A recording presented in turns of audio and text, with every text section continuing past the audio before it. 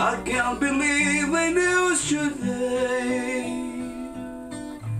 I can't someone make it go away. How long? Eu não sei se vocês perceberam, mas essa música deixou uma banda famosa no mundo todo. Salve galera, salva pelo rock, salva das aberrações que assolam o planeta Terra ultimamente, né, musicalmente falando, né? Hoje nós vamos falar sobre uma banda irlandesa, como você viu na introdução, né? Vamos falar do U2. U2 na sua formação clássica, né? Aconteceu em 1976 em Dublin, na Irlanda. A Irlanda, como todos nós sabemos, é uma ilha, né? Uma ilha britânica, né? Pertencente ao Reino Unido, vamos dizer assim, né? E o U2 ficou 4 anos ali participando de vários eventos, teve vários nomes, né? E até que em 1977 eles conseguiram participar de um festival, vamos dizer assim, promovido pela CBS, a CBS irlandesa, e ganharam uma grana. Com essa grana eles gravaram a sua primeira fita demo. E aí as coisas começaram a acontecer. Curiosidade, né? O U2 surgiu quando o batera, né, o Larry, ele colocou um anúncio na escola onde eles estudavam em Dublin, né? E aí o que aconteceu? Apareceram lá 6 caras, né? O Larry Mullen Jr. colocou aquele anúncio e apareceram 6 caras. Entre esses caras, um cara chamado Paul Swenson, nosso Bono Vox, né? E também Adam Clayton e o Dee Eddy, né? E junto com eles mais 2 camaradas que eram um irmão do Dee Eddy e um outro que era amigo. Enfim, ficaram ali tocando e tal, e o Larry Mullen Jr. colocou o nome da banda de Larry Mullen Jr. Band. Só que não vingou, né? Ele mesmo fala que nos primeiros 10 minutos ele tentou mandar na banda, mas o Bono chegou se impondo com todo aquele carisma dele, com aquele espírito de liderança dele, e o Larry não conseguiu mandar mais em nada ali. O Bono tomou conta do negócio e assumiu a liderança da banda. Ainda bem, né? Bom, em 1980, já com o nome U2, eles gravaram o seu primeiro álbum, Boy. Curiosamente, depois de um outro disco, o War, eles repetiram o mesmo garoto da capa, né? O mesmo menino da capa foi pro disco Boy. E Peter Howard era o nome desse menino. Depois a gente vai colocar uma foto aí para você ver como que ele está hoje. Na capa do Boy, na capa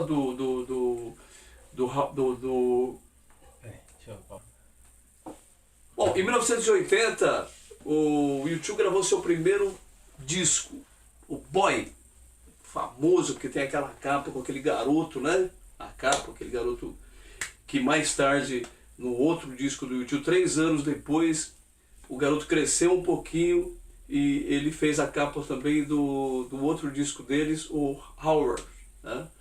E, bom, enfim, depois tem a foto aí desse garoto para você ver como que ele está hoje, certo? Então, ele participou da capa do Boy, esse garoto, e depois do War, né? E 3 anos depois do Boy ele fez a capa do War também. E hoje, você tem curiosidade de saber como que esse garoto está? O nome dele é Peter Howard. Howen. Peter Howe, o nome dele é Peter Howe, né? E depois aí, se você tiver curiosidade, a gente vai colocar uma foto dele no Boy, no outro disco, e hoje, para você ver como que ele tá, né? Mais uma curiosidade, o nome U2, ele surgiu, né, numa apresentação que foi a despedida do Dick, o irmão do The End. Ele se despediu, ele saiu do grupo, né? E tinha um amigo dele com ele que falou assim, olha, eu tenho uma sugestão de nomes para a banda, né? Que esse nome aí não tem nada a ver, tem White, nome nada a ver, né? Aí entre esses 6 nomes tinha o U2, e todos eles gostaram do nome, principalmente o Bono, porque o Bono disse que o nome dava uma certa ambiguidade, quer dizer, dava várias interpretações ao nome. Mas na verdade, eles escolheram esse nome, né? A ideia de quem deu essa opção do nome é relevante, né? Porque trata-se de um avião americano de espionagem que estava sobrevoando a União Soviética no dia 1º de maio de 1960. E esse avião foi abatido, esse avião americano de espionagem foi abatido pelos soviéticos. Surpreendentemente, né, os soviéticos apresentaram depois os restos do avião inteiros, né? Estavam impecáveis. E uma curiosidade, né? O piloto vivo, sem um arranhão. Interessante isso, né? E o nome do piloto era... Nossa, deu um branco agora. Deixa eu ver. Peraí, dá uma pausinha. O nome do piloto era Francis Power, que foi resgatado vivo, né? Surpreendentemente vivo. Enfim, ao todo, o U2 lançou 18 álbuns, 14 de estúdio, 3 coletâneas e 1 ao vivo. A gente vai dar uma prévia aí dos discos do U2, né? Lá nos anos 80, né? Em 1980 eles lançaram Boy. Em 1981 o October. Em 83 o álbum War. Em 83 também eles fizeram aquele álbum ao vivo que eu particularmente quase furei o disco de tanto ouvir. E ainda hoje, quando eu escuto, eu volto para minha adolescência, né? E maravilhoso, né? Aquele disco. E depois a gente pôde se deliciar com o DVD também, que consta nele uma imagem que para mim é uma das imagens mais importantes do rock, que é o Bono com aquela bandeira branca, né? Colocando aquela bandeira branca ali em cima do palco e tal. Atrás, aquele castelo ao fundo, que foi aquele álbum Warm Blood Red Sky, de 1983. Para mim, é um manifesto do rock, aquele álbum, né? E hoje a gente pode conferir ele em DVD e tal, né? Muito legal. Enfim,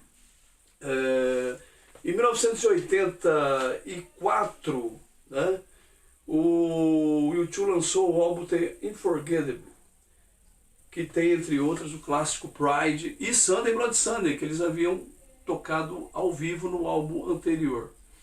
E em 1987, 3 anos depois, eles lançam a obra-prima, que é considerada a obra-prima do U2, que é esse álbum aqui, né?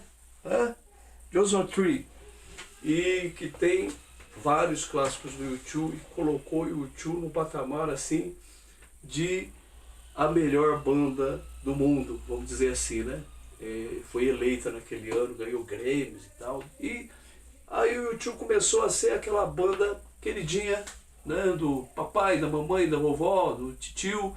Enfim, virou a banda querida pelo planeta, mais querida pelo planeta, desde os 4 Garotos de Liverpool, a banda mais popular, vamos dizer assim, né?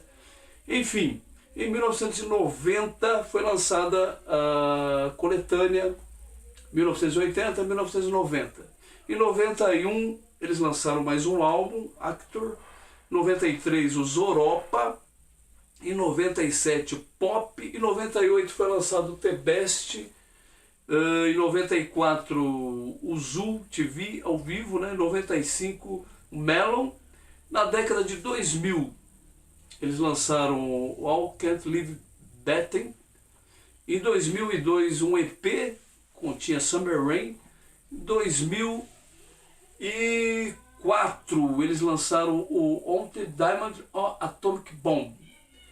E em 2006 lançaram um single com a música It's Something Here Coming. Em 2009, enfim, lançaram um álbum chamado No Live on the Horizon. E em 2014, considerado a obra-prima do U2, né? Depois do álbum de 1987, o álbum Joshua Tree, esse álbum é considerado pela crítica especializada como o melhor álbum do U2, né? E é recente, né? Então não é aquela banda que fica, vamos colocar assim, né? Bebendo daquilo que fez há 10, 20, 30 anos, não. Em 2014 eles lançaram esse álbum que se chama Songs of Innocence. E esse álbum praticamente é uma biografia do Bono, né? Ele foi considerado a obra-prima do U2. E é um álbum que aparentemente o Bono colocou assim para fora vários traumas, várias experiências, e colocou também o seu amor pelos seus ídolos, seu amor pela família em várias canções. Por exemplo, tem uma canção que se chama Miracle, que ele fez em homenagem ao seu ídolo, o Joey Mahone, líder, Joey Ramone. Desculpa, errei. Enfim, a canção The Miracle que ele fez para o Joey Ramone, né, líder da banda Ramones, que era o Bono era doente, né, pelo punk rock no início. Tanto que eles faziam covers, né, do Ramones, faziam do The Clash, Sex Pistols, e o Bono fez essa canção em homenagem ao seu ídolo Joey Ramone, né. Nesse mesmo álbum, o The Songs of Innocence, ele fez uma música também chamada Iris, para a sua mãe, falando da tua mãe. E curiosidade, o pai do Bono morreu quando ele tinha 14 anos. E no velório, a mãe do Bono desmaiou, né? E 5 dias depois, eles socorreram ela, 5 dias depois, a mãe dele faleceu. E o Bono tinha 14 anos de idade. E ele relata, né, essas experiências nessa música Iris que ele fez para a mãe. Tudo isso nesse álbum. Tem também nesse álbum a 7ª faixa desse disco, que se chama Raised by Wolves, a faixa mais animal e política do disco, né? Bono fala na letra sobre os atentados em Dublin em 1974, e ele faz uma declaração nessa canção, né, que as piores coisas do mundo são justificadas pela crença. É uma frase que tem nessa canção, né? E que é uma grande verdade, né, gente? Bom, enfim, em 2017 ele continua com as canções, e agora foi o álbum Eles Continuou, né? A gente fala do U2 como se só existisse o Bono às vezes, né? Mas não, é uma banda, cada um tem o seu papel, né? E eles continuaram em 2017 com Songs of Experience, né, que foi o último álbum lançado pelo U2. Então, essa foi uma prévia da discografia do U2. Tá? Agora vamos à formação da banda, né? Como a gente já falou aqui, foi através de um anúncio colocado pelo Larry Mullen Jr., né, na escola, e desde então, tirando os dois amigos, um irmão do Ted e um outro amigo que saíram, desde então a formação clássica do U2 desde 1976 é Bono Vox, vocal e às vezes guitarra, né? O Ed, guitarra, Adam Clayton, baixo, e o Larry Mullen Jr., que é o batera, né? Uma coisa interessante, uma curiosidade. o U2, eles estão juntos desde garotos, né? Recentemente eu tive a oportunidade de ver uma entrevista da filha do Bono com o Bono, e nessa ocasião a senhorita Swenson, ela perguntou para o pai se ele achava que o U2 fazia parte da família dele, né?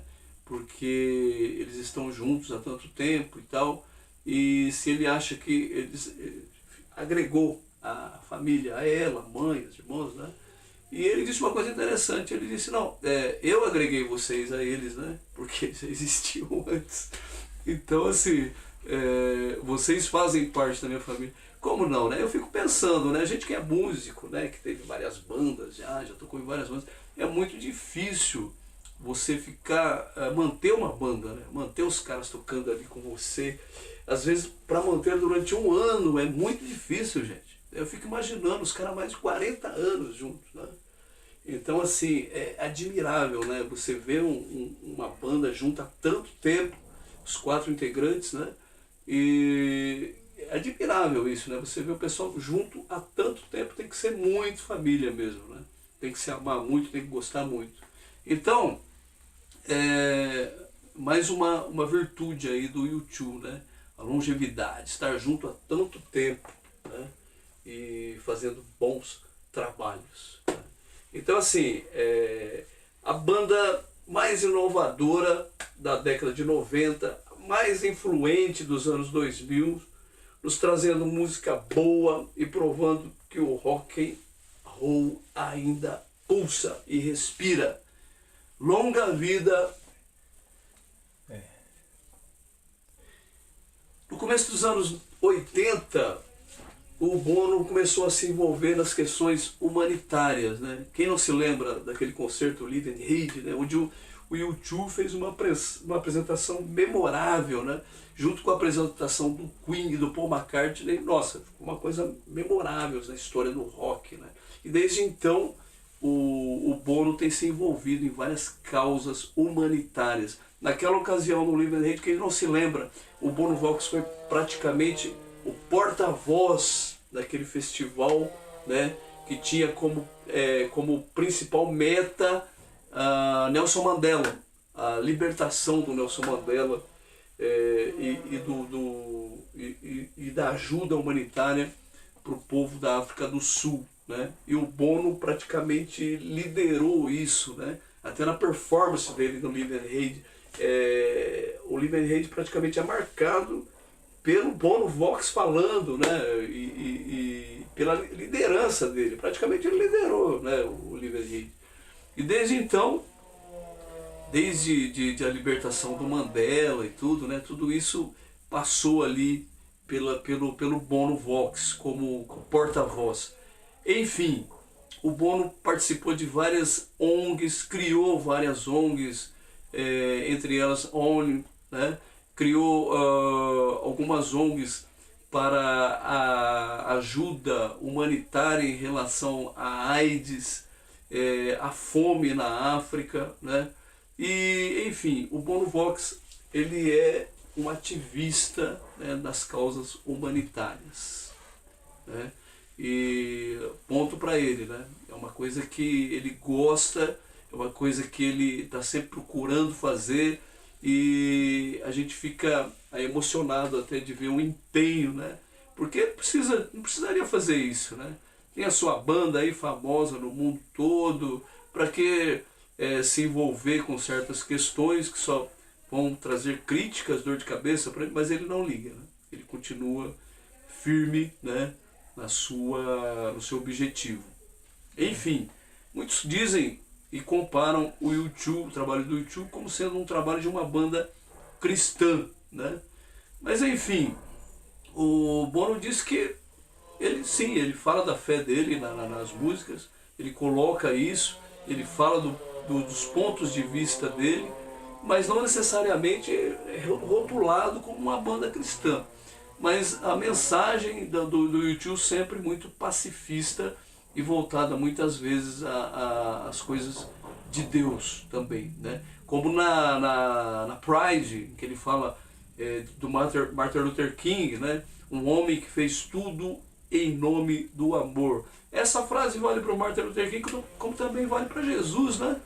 Um homem que fez tudo em nome do amor, né?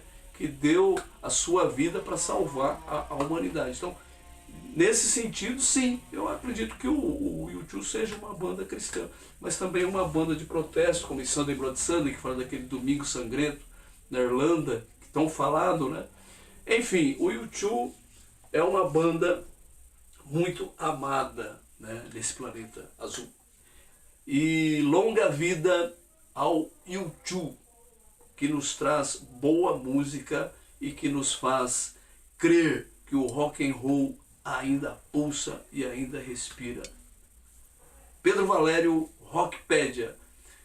Entre no nosso canal, se inscreva, deixe o seu like, tá? E passe aí para os seus amigos também, né? Porque quanto mais gente está inscrita aí, melhor a gente pode fazer o trabalho aqui, beleza? Acesse a nossa rede social, né? No Face, no Instagram, no YouTube, né? E deixe seu like lá, deixe sua sugestão, que quanto mais pessoas nós pudermos atingir com a cultura do rock, melhor a gente vai poder fazer o nosso trabalho, mais informações vamos trazer para você, tá bom? Fique com Deus e até a próxima, então.